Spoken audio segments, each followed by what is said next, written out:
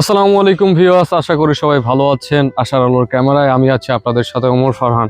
আর আপনারা আমাকে দেখতে পাচ্ছেন ফরিদপুর উপজেলার বেরহলিয়া গ্রামে মৃত ইয়াসিন প্রামাণিকের বাড়িতে, যিনি গত 11 তারিখে ইন্তেকাল করে যাচ্ছেন। তার আত্মার মাগফিরাত কামনা করছি। তার এই আত্মার মাগফিরাত কামনায় আমাদের এলাকায় কুলখানি অনুষ্ঠান হচ্ছে। আপনারা এটা অঞ্চলভেদে বিভিন্ন নামে পরিচিত। আমাদের এলাকায় এটাকে বলে কুলখানি, ব্যাপার বা তান্দারি বলে থাকে।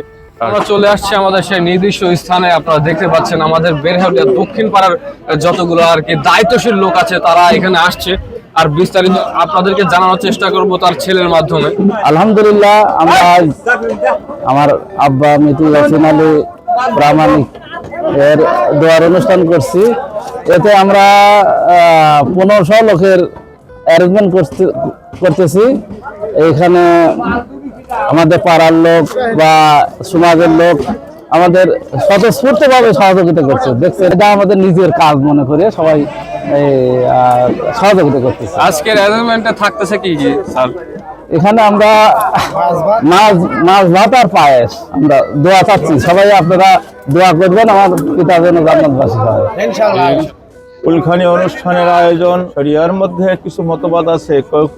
কোন কোন শরিয়াতের কোন কোন স্থানে বলা হচ্ছে যেটা তেমন প্রয়োজন নাই, ইয়াতিম মিসকিনদের খাওয়াইলেই দিয়ে দিলেই ভালো। আবার কোন কোন মতে বলা হচ্ছে 40 জন মানুষ এক স্থানে থাকলে একজন ভালো মানুষ থাকে, যার কারণে মানুষ এগুলো করে থাকে। আত্মীয় স্বজন, পিতা মাতা, যারা আত্মীয় স্বজন থাকেন তাদের জন্য দোয়া করা হয়। একটা বিশাল দোয়ার সুযোগ। হাজার হাজার মানুষ একসঙ্গে চোখের পানি ফেলে আল্লাহর দরবারে ফরিয়াদ করে, হাজার হাজার মানুষ একসঙ্গে করে তাদের নিয়ে দোয়া করে পিতামাতার কবরে শান্তির জন্য। আজকের এই কুলখানিতে আমরা সবাই একত্রিত হয়েছি মরহুম ইয়াসিন প্রামাণিকের রুহের মাগফিরাত কামনায়। নামাজ, কুরআন তেলাওয়াত, কালাম এবং দরুদ ও দোয়া শেষে এই মুহূর্তে আমরা যে একসাথে আছি এটি শুধু একটি আনুষ্ঠানিকতা নয়, এটি ভালোবাসা, সম্মান ও স্মৃতির একটি নীরব প্রকাশ। ইসলাম আমাদের শিক্ষা দেয় মৃত ব্যক্তির জন্য করা দোয়া আল্লাহর দরবারে বিশেষ গুরুত্ব বহন করে। আজ আমরা যে খাবার গ্রহণ করছি তা শুধু দেহের আহার নয়, এটি সদকার নিয়তে উৎসর্গ করা, যার সওয়াব পৌঁছে যাবে মরহুম ইয়াসিন দাদার রুহে।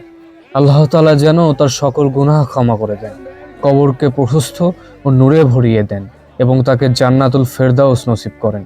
হে আল্লাহ, মরহুমের জীবনের ভালো আমলগুলো তার নাজাতের উসিলা করে দিন। ভিডিওটি এতক্ষণ দেখার জন্য আপনাদের সবাইকে অসংখ্য ধন্যবাদ। আর ভিডিওটি ন্যূনতম ভালো লাগলে লাইক, কমেন্ট, শেয়ার দিয়ে পাশে থাকবেন আর চ্যানেলটি সাবস্ক্রাইব করবেন।